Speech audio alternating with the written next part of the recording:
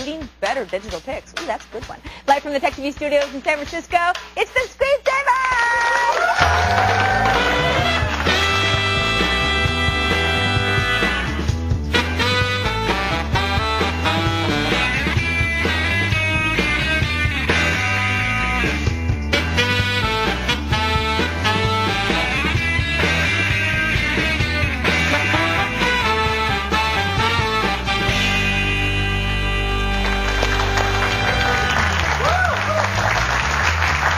Good evening, ladies and gentlemen, and welcome to the Screensavers. I'm Patrick Norton. And I'm Kevin Rose. Thanks for joining us on the Screensavers. This is the show that keeps you in close touch with the cool stuff happening in the world of technology. Yeah, tonight we got a great show coming up for you. Kevin's going to show you how to crack your Windows passwords.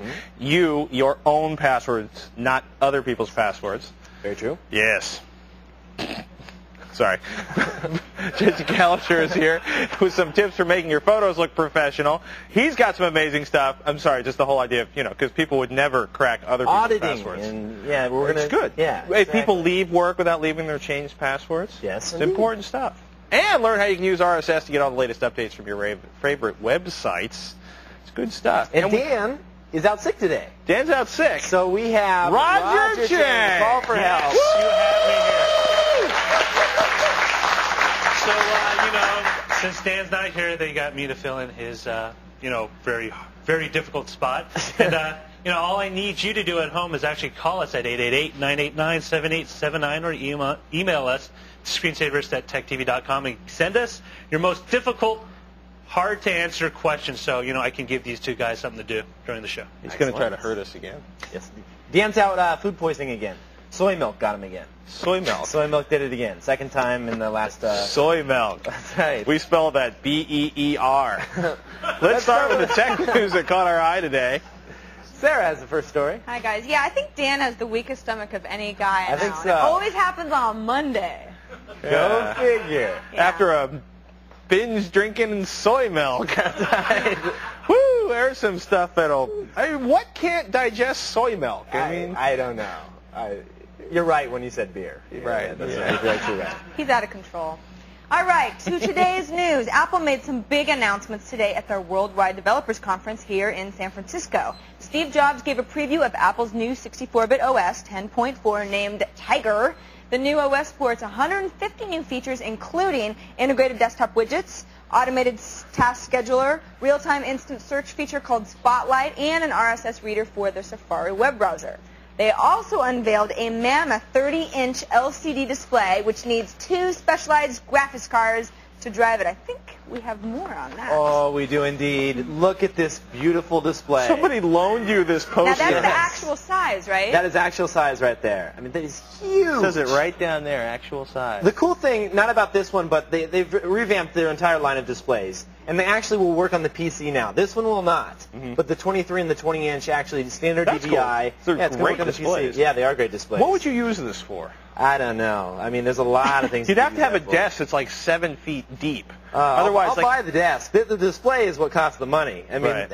I don't know what it was going for. I think $3,000 or somewhere around there. it can't be $3,000. Yeah, $4,000, $5,000. I don't know. It's not on my price. So you roll this up. I'll look Right. on Apple.com. Sarah, what's the next story coming up? Well, you know how they say if your ears are burning, then somebody's talking about you? Well, you're not really going to believe the story. If you're talking on an LG Verizon cell phone, it actually might be your phone that's burning. Verizon has recalled 50,000 TM510 batteries, which are used in their LG phones. The recall stems from reports of small fires and injuries caused by overheating cell phone batteries. This is really not funny. LG is working with the government to trace the source of some of the batteries, which may have been counterfeited. That is just something I don't want to hear. Don't want my cell phone burning up in my no ear. joke. I mean, that's dangerous. These things are catching on fire. Terrible. You know, It you're seems like pumping once gas. a year, once every year and a half, somebody has a bad run of batteries, and they just start immolating. It's bad. Definitely a bad thing. We did find the price on the displays. I'm amazed how cheap that is. $32.99. Not that either one of us can afford one. No, but that sounds. Oh, it's a beautiful. You could sell looking your car display, and though. buy it. I could indeed. Get a couple Very of them. cool. 23-inch is $2,000. That's still too expensive. 20-inch is what I'm looking at. $12.99. I mean, it's still a lot of money, but if you want Looks a really like nice LCD, we gotta look and see what that NEC we used to use in the lab cost, because those are like, what are those? Were they 1,200 or were they 900, Yoshi? The NECs that were at the. Don't know. We'll look that up. We digress because we're bad that way. Sarah? Next story, a Russian website responsible for spreading a Trojan internet program that infected many popular websites has been shut down. Internet Explorer users who visited infected sites were then redirected to a Russian server. The server then installed a Trojan horse that would allow a hacker to remotely control the infected PC. Microsoft says that consumers are safe for now, but should stay cautious and maybe buy their antivirus software coming out. Is that a picture of me on there? What is that? I don't understand the whole Trojan horse. What am I doing back there, just hanging out? Because you're the dark tipper and you've got a rep. It's like I made the virus or something. This was big news, though. This is like CERT, which neither one of us realized, the Computer Emergency Response Team, which is now under the Department of Homeland Security. They issued a big announcement last week.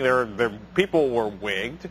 People were freaking out because it was hijacking their browsers and installing. You said they were making like zombie machines. Either zombie or pulling. It's funny to read the story. It's like all sorts of weird stuff was happening. They're basically spoofing websites, gathering information. Another reason to use Firefox. Yeah. You know, we were saying it all the time. Change browsers, or at least use a different browser. Now, not just the screensavers, but the United States federal government advises that you should step away from Internet Explorer and move to something more secure, like anything else. How sketchy is that? You, me, and the Fed. There's a first. I know. We're all on the same team on this one. I don't know. At least until tax day. Dan joins us on the. Thank you, Sarah. Thanks, Sarah. You're Dan welcome. joins us on the Happy NetCam. show. Thank you. Yeah. Woohoo. Dan joins us on the NetCam network from Milton, Pennsylvania. Hey, Dan. Hey, guys. How you doing today? Doing pretty good. You want one of those 30-inch Apple displays? No. I think he wants a nap. It's too bad. We were giving one away to our first caller today. That's terrible. That's why you were in the Trojan horse picker. Sorry about that, Dan. We'll give it to somebody else. Is there anything we can help you out with? Yes. I have a question for you today. I want to know if it is legal to create a backup copy of my Windows XP installation CD, because I have two computers. I was given, for both computers, I was given a separate, well, actually I was given two full retail versions of it by a family member. And I want to know if it's legal to create a backup copy, and if so, is there any software to do that? So if you already have two copies, why do you need a third? Well, I'm that. For I meant archival the purposes. The one got broken. Right. Oh, one got broken. Remember you do all those demos about backing up games or DVDs for archiving. Well, he's making an archival copy but he has two to be copies stored already. in a separate location. Well, he's got the two copies in location, one for each machine. But if the house burns down, or if the house, right? Are you with me here, Dan? Yeah. The audience, you with me? The archival purposes. Okay. Tell me what do you need three copies? Here's the thing. The discs are all the same, Dan, right? It doesn't, I mean, if they're all made around the same time, they shouldn't have any difference. They all should respond to legitimate keys. Yeah.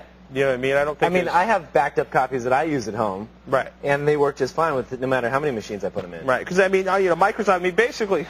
It's, I didn't mean it like that. No, I didn't mean it like. I did kind of mean it like that, but I have a volume license that they give us here. Right. That keeps me legal. Right. Right? Here. Right? Here. That's a whole other discussion. That's right. Anyhow, the point being, Dan, is you should, you can make an archival copy of it. Is it legal if it's an archival copy? I don't see why not. I don't think they put copy protection on these discs. If you do crack, the Digital Millennium Copyright, it's the fundamental rule of the land right now. The Digital Millennium Copyright Act, the DMCA, states that if you crack copy protection in the process of moving information off of a disk or cracking that disk. But in this case, you're okay, because there is no copy protection to begin with. Right. You just have to make sure you use the right key, and that you actually own the key for that. In this case, he got it from his family, so you should be okay. Software you're looking for, Nero will do it, Easy CD Creator, anything that does a one-to-one copy, Alcohol you should be fine. 120%, or is that just store a copy locally? It'll make an image, and it'll also burn it back, so you could use that as well. Any of those, great applications. Okay, Dan? Thanks, Dan. Make an archival copy, but please keep it to yourself. We're just getting started, everybody. Coming up, we've searched the Sunday ads and found some tech deals you won't want to miss. And after the break, crack Windows passwords in no time. Kevin's Dark Tip is coming right up when the Screensavers continue.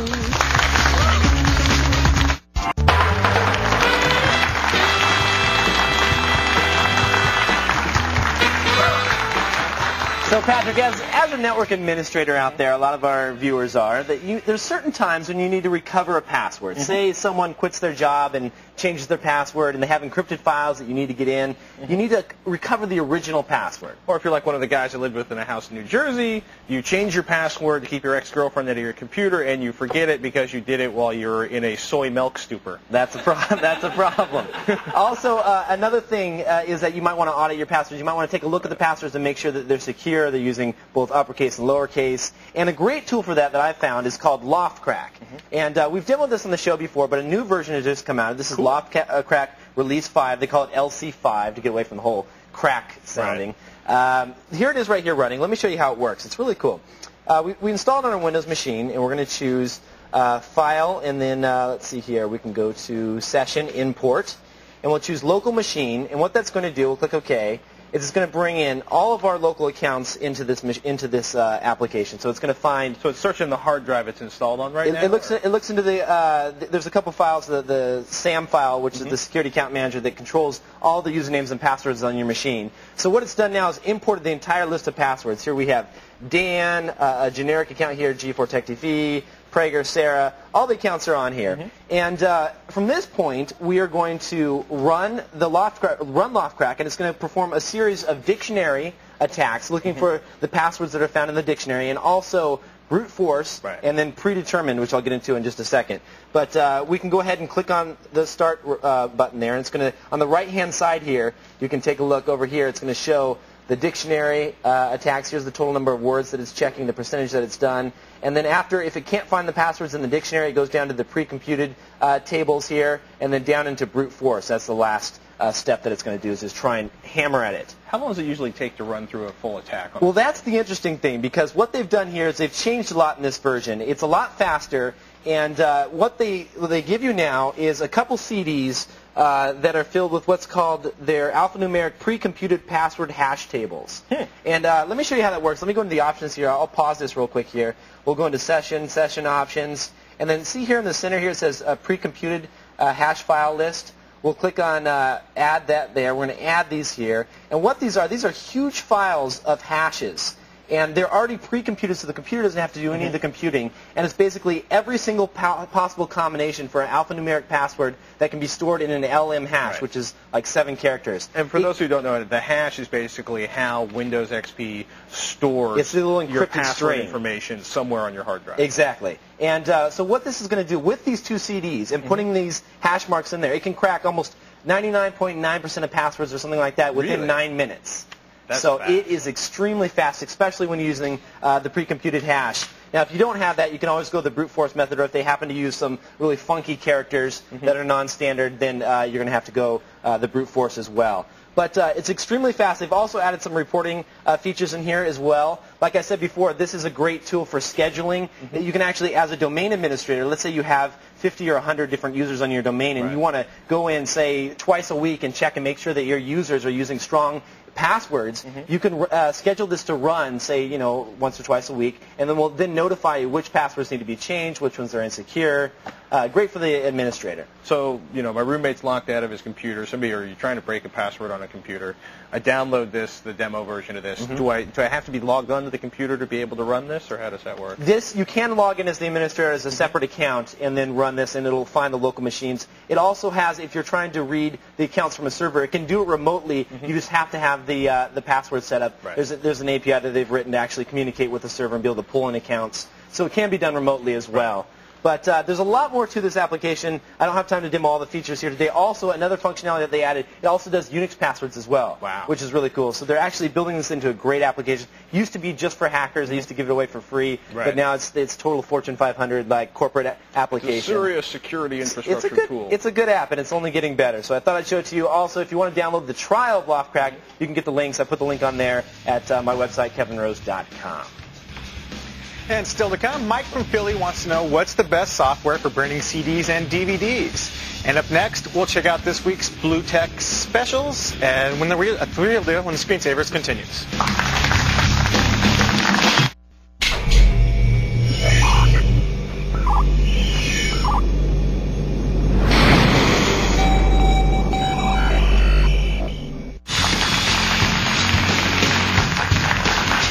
Don't forget to register for next week's Screensavers LAN party. Powered by NVIDIA. The game is the MMPORPG, MMPO, how do you say that? Massively multiplayer on role-playing We don't game. know. It's Star Joshua Wars Brentano's Galaxies. favorite game. Yes, Star indeed. Wars Galaxies. If you ever want to be a bounty hunter, an Imperial officer, or a CD smuggler, this game is for you. And you don't have to wear a funny-looking costume. Well, you do in the game. You have to yeah. dress your character out. But you don't. You can attack the Tusken Raider Fort, run missions for Darth Vader, or assassinate Jabba's enemies. And if you follow the right path, you too can become a Jedi Knight. Mm-hmm. So get your character started on the Intrepid server and get ready to play for the Screensavers. We're going to have a huge game. A ton of people are going to be in there.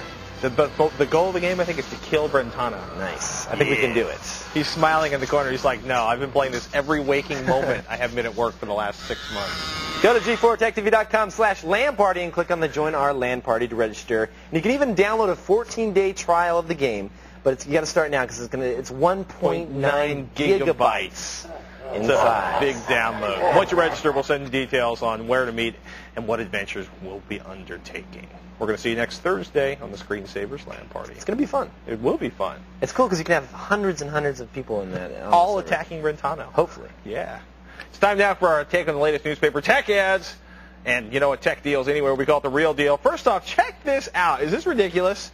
Everybody paid like $400 last year for a DVD burner. Now you can pick one up. Check this out. This is kind of ridiculous. Office Max, $100 with two 50-pack DVD Plus R 4X media. So it's not the fastest media, but it's basically 100 DVD Plus R discs, a DVD Plus RW burner.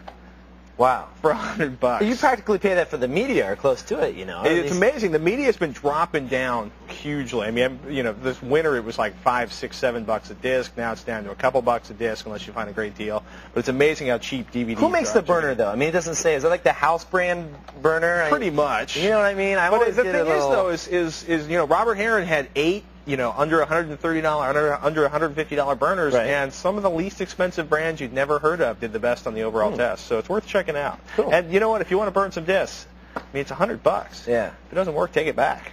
There you go. Check it out. Summer's coming. Camera memories. Memory prices are dropping through the floor. In this case, check this out. $120 for a 1 gigabyte compact flash card. It's not the fanciest memory design for cameras, but it's a gigabyte for $120 after the rebates. Yeah, it's a very, very nice thing. It's amazing. It's like they're doing some really weird price deals on a lot of these, too. It's a $100 price break. So it's like a $100 sale, $60 instant rebate, $20 mail-in rebate. And it's for, compact flash, XMD, secured digital. It's basically all memory seems to be coming down finally. Very cool. And another one thing is, we got some questions about this last week. Do I need progressive scan like DVD? The guy at the store said I needed a progressive scan DVD player because my old DVD player is no good. If you don't have a high-end television, you can't use progressive scan. It will do absolutely nothing for your old school television. So don't buy another DVD player, even for $49.99, just because it has progressive scan, because it will not help you. No. Head on over to thescreensavers.com, click on the show notes to see the ads we took a look at, along with our comments. Very cool. Now Mike joins us on the phone from Philadelphia, Pennsylvania. Hey, Mike. Hey, how you doing? What's up? Not much. I just bought that burner you were just talking about. How was it? I don't know the brand of it. It's got some Chinese letters on the front, but it works. Cool. Hey. Yeah. That's good news. I'm looking for some CD burning and DVD burning software, like the best kind. Well, I know what Robert Heron would say. I mean, basically, you want to make videos, you want to make audio CDs, you want to burn stuff for data? Yeah. Do you ever run Nero? Yeah, I have, but I had some trouble with the older version. I didn't know if I Which should go version through of it were you running, Mike? I don't even know. Because I'll be honest with you, this has been probably the most bomb-proof application we've ever run on most things, especially compared to the main competitor, which would be Easy CD Creator, which in the last two versions was like opening up a box of snakes and letting it loose inside your house. There's something you don't really hear said about software too often. The cool thing about Nero, though, is that you can download the demo completely free, the full version of it. So give it a try. I mean, we all love it here. We haven't had any problems. I've been using it since version like 4 or something, and it's been rock solid. And it's kind of amazing. Like, it used to be this really stripped down sort of uber geeks, burning software. And now that's basically it's overtaken, I think, Easy CD Creator in terms of just the ridiculous array of applications that comes with it. They've had some updates. It's a pretty solid application. It's pretty much the choice in the lab and the choice here on the set, Mike. Okay. Okay, so you're looking for version 6. Like Kevin said, go to Nero.com, dig under the download section, and you can try a full free version. And like we said, software. second most popular is Easy CD Creator. It's always as a backup, just in case it's not working with your nice new expensive burner. Good one to check. Thanks for the call. If you love playing Unreal Tournament 2004 but are bogged down by a slow-performing machine, then you should definitely check out unreal.boomtown.net. Now, click on the article section over here on the left, and once you do, you will find an area called Unreal Tweaking 2004. You're going to find fixes to fully optimize your game experience, like reducing mouse lag and even changing your render engine. Go there and be happy. Now, don't go anywhere, because in this show, there's an easy way to get the latest updates from your favorite websites. We're going to tell you how just a little bit later. But after the break, professional photographer Jesse Callister has tips for making your digital pictures shine. Better take some notes when the screensavers continue.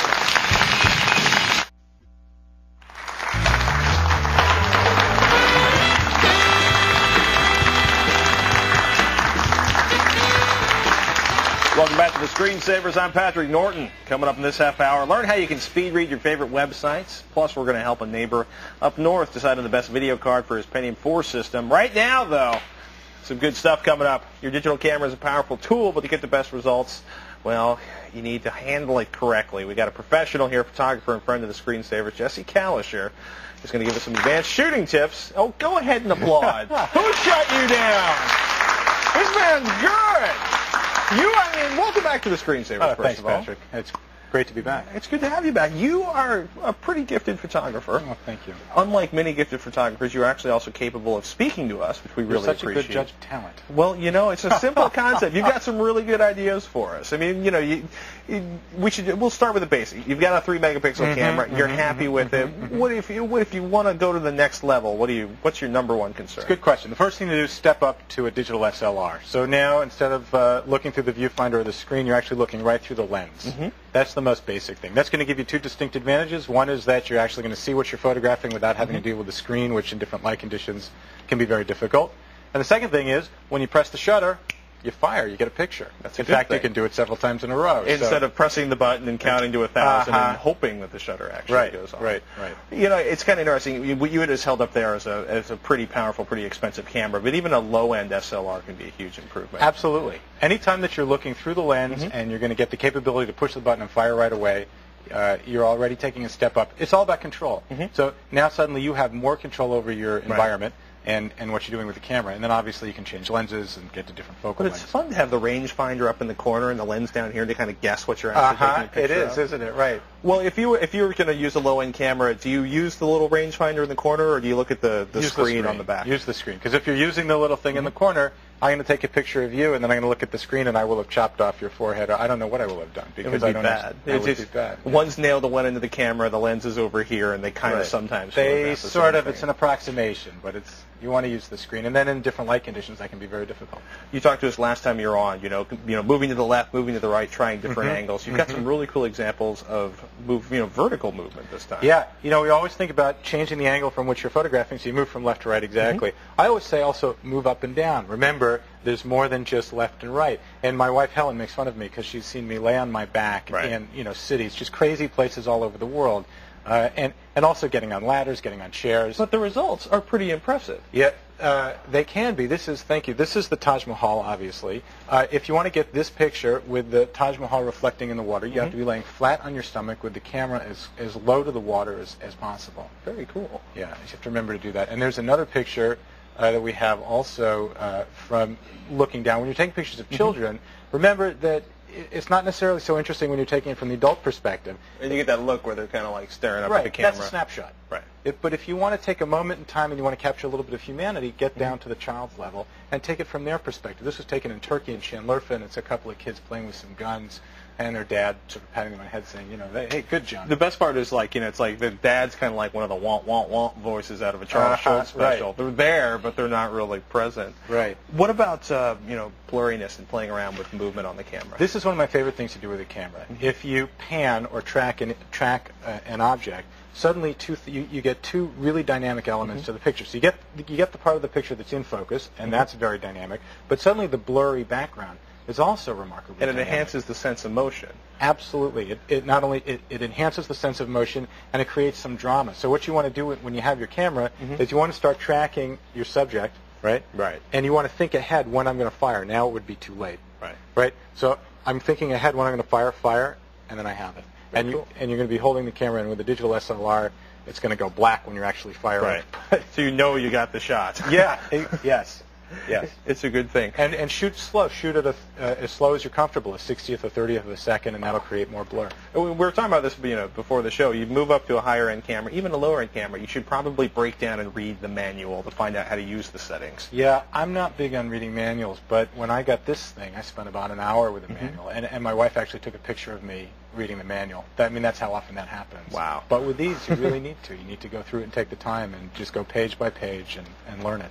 Very cool. You talked about, composing a shot, not having a person with the big black outline of them because of the setting sun behind them or having the sun behind them. Right. You've got some pretty good examples of shooting into the sun where it works. Right. Last time we talked about the perfect time to shoot is with the sun low and at your back. And this is in Burma on Inlay Lake, the rice paddies. It's a gentleman commuting home at the end of the day. And think about the Right. commute you were going to have here in San Francisco. He's not carrying a gun. He's not cursing. He's not crying. Right. He's got it's a very different life. And so this is the classic lighting conditions, the sun low and at your back. Now the next shot is he passes me and I turn around. Wow. This is one of my favorite photographs. That's a serious picture. There's so much more drama in this photograph. It starts to tell a story, doesn't it? Because we know the sun is setting, we see him in silhouette, and we get the sense of his journey home at the end of a hard day's work. So shooting into the sun sometimes can deliver some dramatic results with a big caution, Right. which is looking into the sun through a camera, through a lens, can be dangerous. So Can you blind yourself? You can blind yourself. You can do permanent damage. So, don't take a telephoto lens and stare directly at the sun. Right. And really exercise caution. You can also hurt the camera, but of course that's inconsequential. You can buy another camera, You but can- eyeballs are Yeah. difficult. You've got At least another today. really good shot. We're in San Francisco, so this is the San Francisco sunrise. And again, it's shooting into the sun, and the city's in silhouette. And if you know what you're doing, spectacular outline coming up. it's beautiful. And I took this picture, but I didn't make it. This is Mother Nature at work. It's gorgeous. This is to me, this is an Ansel Adams shot. You're in the right place at the right time with the right equipment. It's good to be. Now, speaking of Mother Nature and mothers in general, your wife is actually coming up next. You got her to be comfortable in front of a camera while pregnant. This sounds like a skill. The trick to taking a good portrait is making sure that your subject is comfortable. But how do you do that? Do you tell them to look comfortable? No, you just have to have a Smile, honey, we're taking a picture. Right. It works really well. There's really three rules. One is anything that your subject does is right. They cannot do anything wrong. All they're doing is being themselves. The second is if you want them to smile, just as you said, don't tell them to smile. Make them smile. Say something that's going to get them to smile. And then finally, take a lot of pictures. Right. And especially with a digital camera, this is the beauty. You're not paying for film. Take a ton of. This is the secret to professional I was photography. going to say, you're a pro. What's a good roll of film? 20 successful pictures, one successful One picture? out of 36, I'm thrilled. 3 out Really? of 36, I think I'm really hot stuff. That's pretty. So basically, and just put a big memory card in there and take as many Take pictures as many you can. pictures as you can. One of them's going to be good. This is again Helen. This is in Northern California, just north of San Francisco. She's probably about 8 months pregnant. This was an experiment for you. It was. Last time we talked about turning off the flash, shooting indoors, and getting some of the light, some of the details that we wouldn't normally notice. So I took my digital camera. We're at the Grand Canyon. It's a full moon, a little bit cloudy, not terribly, and set it up on a tripod. I guarantee you this is not what I saw. This is not what the human eye You picks saw up. a big black hole. I saw a big black hole, little glimpses of light. I mean, I knew you could see with the moonlight a little bit, but nothing like this. How long did you expose this shot? About a minute and a half. Wow. Yeah, maybe 2 minutes. Tripod sounds important. Oh, yeah. I don't know any professional who can hold a camera for 30 seconds. So it's never mind a minute and a half. So you set up a tripod, and it's just incredible what the light that a digital camera can pick up. Jesse, great tips. You've got some great Thank pictures. you. New stuff up at Thank the you Jesse very much. Kalischer Gallery. Yes. Do you want to show us the baseball Oh, I pictures? should real love quick? to. These are It's gorgeous. baseball season. Thanks. I have a lot of fun with these. This is just taking a look at baseball, but from an abstract, sort of romantic perspective. So clearly this is the crowd at the stadium, and we'll just go through a few of these. The guys just, I can't imagine how bored they might get toward extra innings. Some read toward like, the end of the game. or the 150th game of the year. Right, and how many years have they been doing this? And again, here they are again, looking for something to happen. And that pitcher shot is great. That's What's coming up. what's the exact URL for the website? Kalisher.com. KALISHER.com. Jesse. Patrick. Awesome information. Thanks Thank you a so lot. much. Ladies and gentlemen, check out more of Jesse's work at his site. Like we said, Kalisher.com. Stay where you are. Tom from Moose Jaw in Saskatchewan wants a video card recommendation for his P4 system. But up next, use RSS to get updates from all your favorite websites without visiting a single web page. When the Screensavers continues.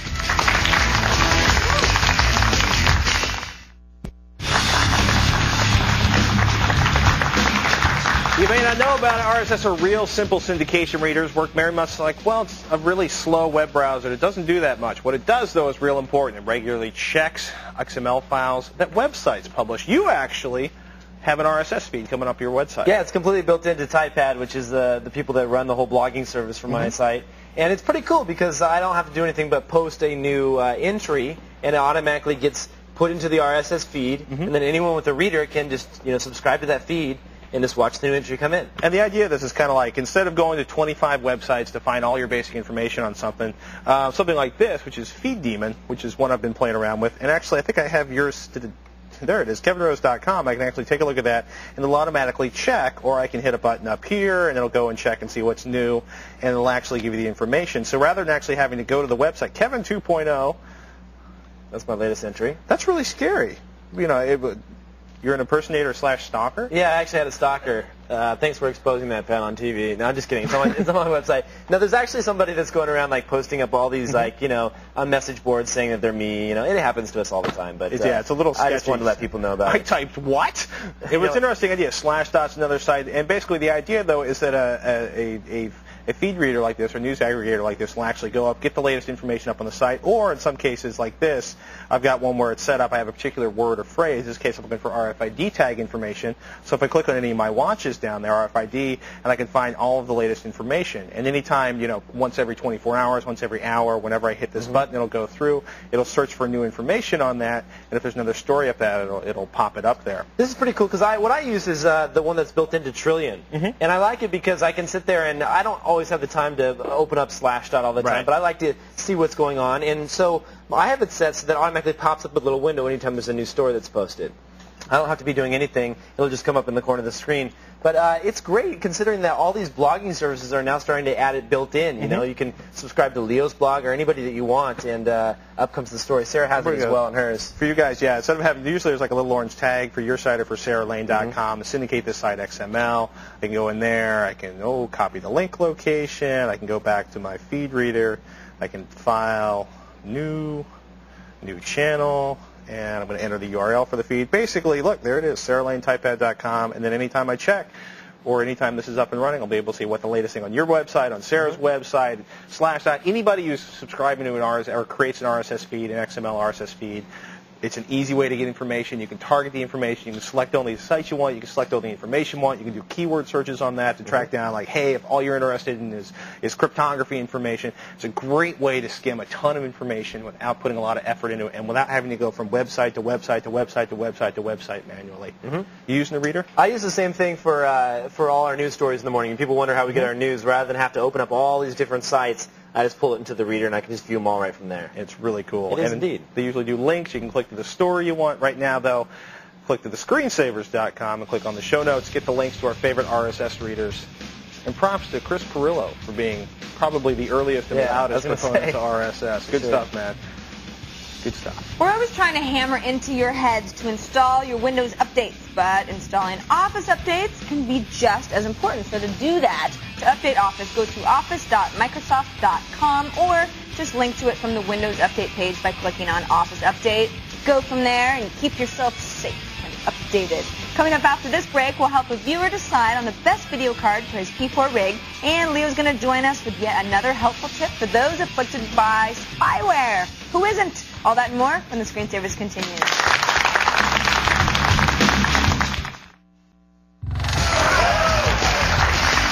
Be sure to catch tomorrow's show. Leo and FCC Chairman Michael Powell take you behind the scenes of the FCC, and Sarah's going to show you how to customize your Save As dialog boxes. If that wasn't enough, Yoshi has some tips and tricks on power supplies you can't live without. That is all coming up on tomorrow's Encore edition of the Screensavers. Yes, indeed. Now it is time for another call. Tom joins us on the phone from Moose Jaw, Canada. Hey, Tom. Hi, guys. How's it going? Good. Is it still... What my question is I want to get a cheap video card. Uh-huh. Because you said earlier in this week or whatever that the price of video cards are going down. Okay.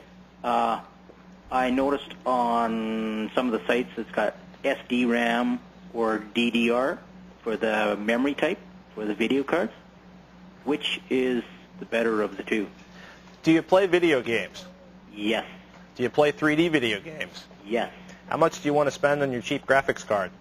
Well, not that much because that, like I say, is that you mentioned that by Christmas the price is going down.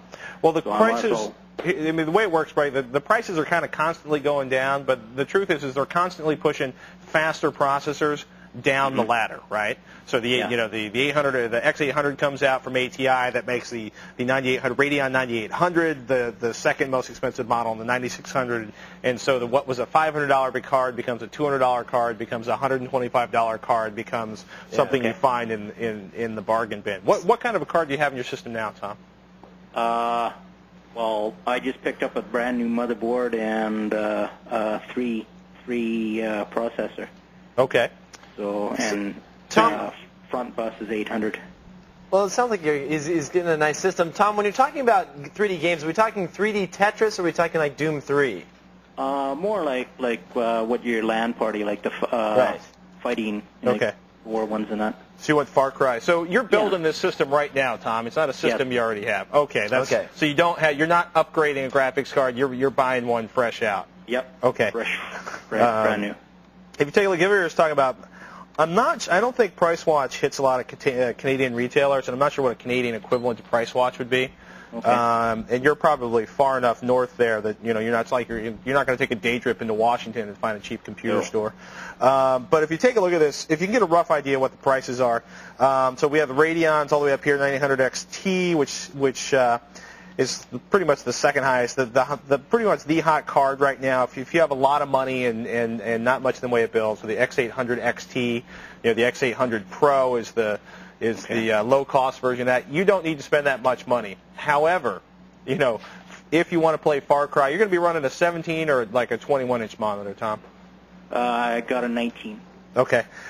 If you can afford it, something like a Radeon 9800 Pro would be great. Mm-hmm. Watch out, like you see up here where it says 9800 SE. That sounds like a great deal. It's a 9800, right? It's $129. Yeah. The SEs are basically the stripped-down, useless model. That's the 5,000-pound pickup truck with the 4-cylinder engine. It'll get there eventually, but you will curse every day you bought that particular pickup truck. What you want to look for is like the Pro or the regular 9800, about $200. If you want to build a high-end system, you're going to be spending about $200 for that car. Same thing for the NVIDIA side of things, the GeForce FX 5900. I have the 5950, and I still have a little bit of problems with certain Far Cry cranked up all the way. Yeah, and it's only going to get worse. We say is buy, especially if you're into the high-end 3D games, buy the best cards you can afford and accept the fact that you're going to be suffering, when the next round of games comes out in 6 months. 9600 Pros are really nice for $100. I'd try to get at least a Radeon 9800 if you can swing it. Yeah, for sure. 9800 is a nice card. It is a really nice card. Good luck, Tom. And you know what? Try to get at least 512 megabytes of RAM, a gig, if you can afford it. Not on the video card, but on the system on itself. The motherboard itself. Yeah. Now, here is Leo with a tip.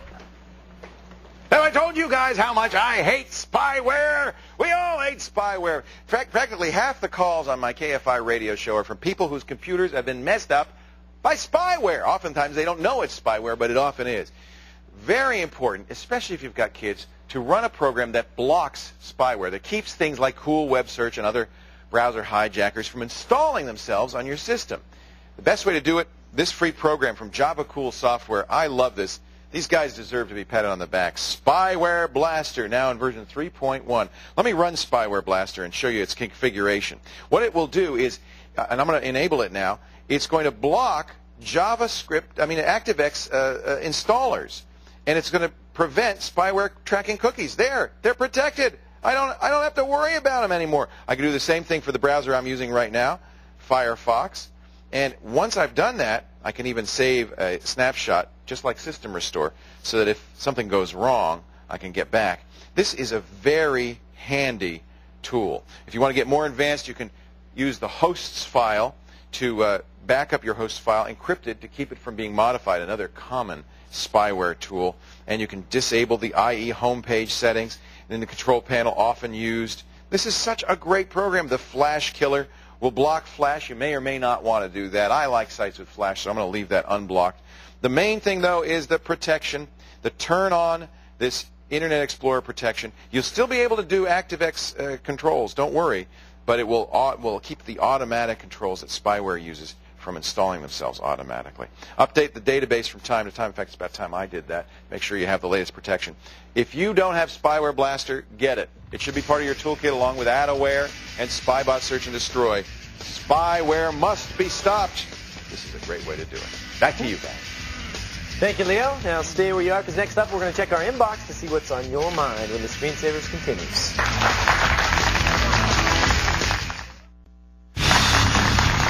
It's that time. Sarah, what's in the email file? We've got lots of emails. First one from Brent. This is sort of a heads up. He says, about the XP archival thing, each disk has the same basic setup, but there's 4 versions, and the keys won't cross over between them. Upgrade, full, OEM, and volume license. Each disk has their own set of keys, and a key from another type won't work. Cool. Giving us a heads up. Good information. Yes, indeed. All right, next one from Ron. Hi, everybody. I'm wanting to upgrade to Windows XP Pro, but my question is, I have Windows 95, Windows 98 SE upgrade. Should I just buy a whole new XP Pro, or can I upgrade to XP Pro? Well, whenever you have an upgrade question, actually we have this up on home base if you show the screen there. There's this whole, if you look at the side of the Windows XP Pro box, it'll tell you what's a legal upgrade for it.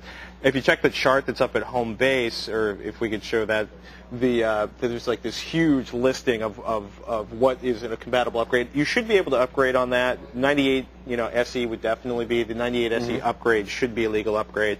But yeah, it's kind of funny. It's like Windows 3.1, you can't get upgrade to anything.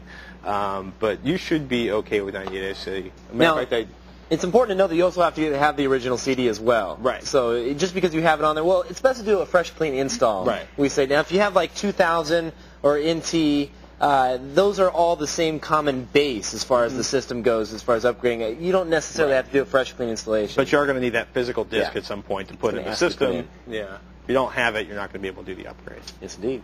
Okay, next one from Logan in Nashville. A couple weeks ago, Kevin had a segment on hacking your Xbox without opening the Xbox. I tried it, and for some reason, my FTP won't connect to the Xbox. What's the FTP he used to connect the 2 devices? He's confused. Well, you have to put that disk in there. Once you boot into Evolution X, so you're able to copy those files over, then you have to go in to define your local address space, meaning like you have to give it an internal IP address, like a 192.168.1. something address, so that they can communicate with each other. Otherwise, they're never going to find each other. They're never going to find each other. And you also have to give your local machine that internal address as well. Right. And so then they'll start talking to each other. A static IP to both of them. Correct. Okay. And an internal IP address. Then you can just plug into a hub and start talking to them just fine. You should FTP into it.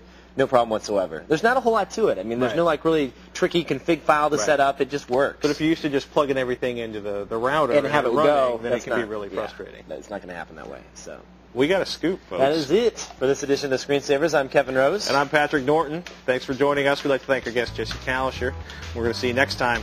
Have a great night. Have a good night.